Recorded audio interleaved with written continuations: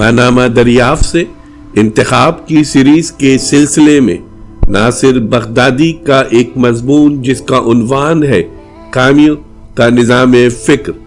کامیوں کا نظام فکر ماہنامہ دریافت کے شمارہ نمبر 8 میں شائع کیا گیا تھا، آج اسے دوبارہ پیش کیا جا رہا ہے۔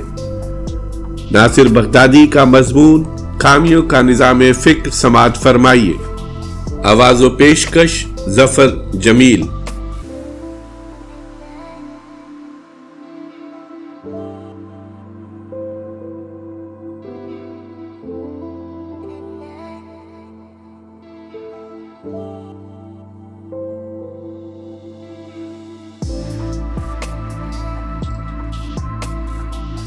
طاعون ایک علامتی ناول ہے جس میں اجتماعیت کے تناظر میں انفرادی جذبات و محسوسات کو پیش کیا گیا ہے۔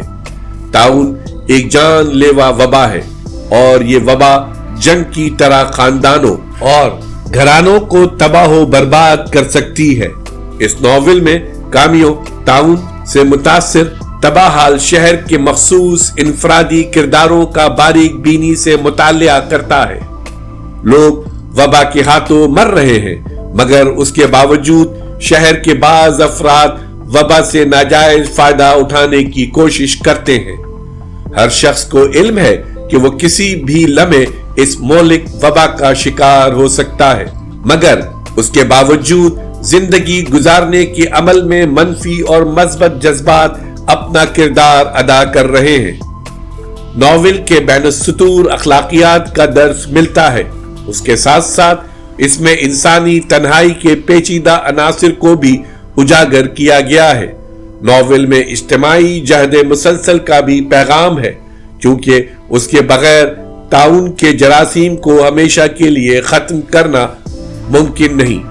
طاعون زدہ انسانی معاشرے میں یا تو لوگ تنہائی کا شکار ہو کر انفرادی طور پر اس وبا کے ہاتھوں مر سکتے ہیں، یا مل جل کر اجتماعی کوششوں سے اس مہلک صورتحال کا مقابلہ کر سکتے ہیں۔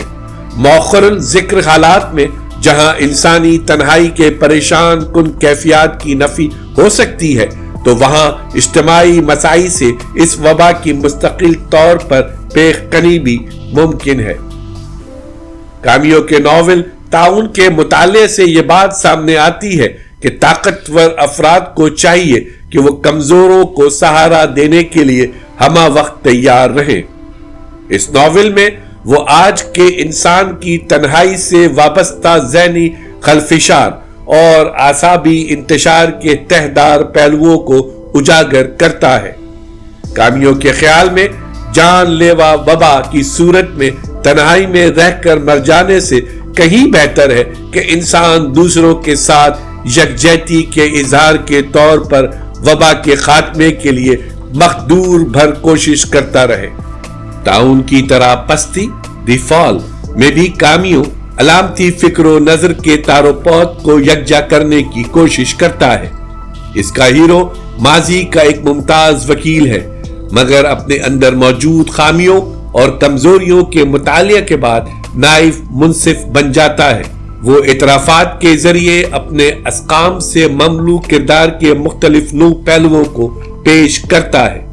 ناول کا یہ کردار دراصل آج کے دور کے انسان کی ترجمانی کرتا ہے، جو خود نمائی اور نام و نمود کے چکر میں تصنع سازی اور ریاکاری سے کام لیتا ہے۔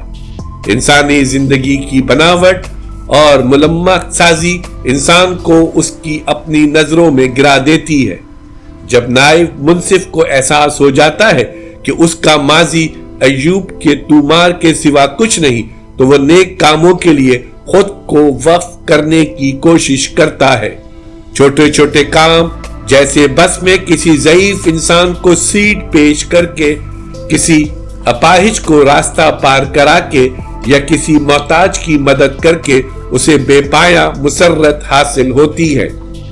اس نوع کے عرفہ انسانی افعال کے ذریعے وہ اپنے ماضی کے خود پرست کمزور کردار کے امیج کو بہتر بنانے کی کوشش کرتا ہے، مگر عملی زندگی میں اس کا یہ نیا کردار فی الاصل تلافی مافات کے عمل کا مظہر نہ تھا، بلکہ خود نمائی اور انا پرستی کے دوسرے رخ کو پیش کر رہا تھا۔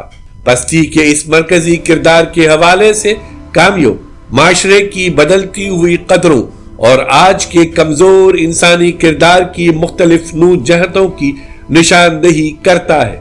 اس کوشش میں وہ جن علامتوں اور اشارتی تمثالوں کو استعمال کرتا ہے وہ تہدار اور بامعنی ہونے کے ساتھ ساتھ عہد حاضر کی انسانی منافقت کے گوناگو گوشوں کو بھی اجاگر کرتے ہیں۔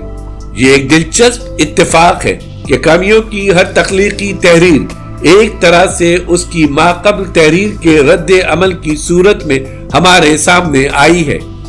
ہر بار اس نے تخلیقی عمل سے گزرتے ہوئے چند آفاقی حیثیت کے حامل سوالات اٹھائے ہیں اور بعد ازاں اپنی اگلی تخلیق میں بالواسطہ طور پر ان سوالات کے جواب دینے کی کوشش کی ہے۔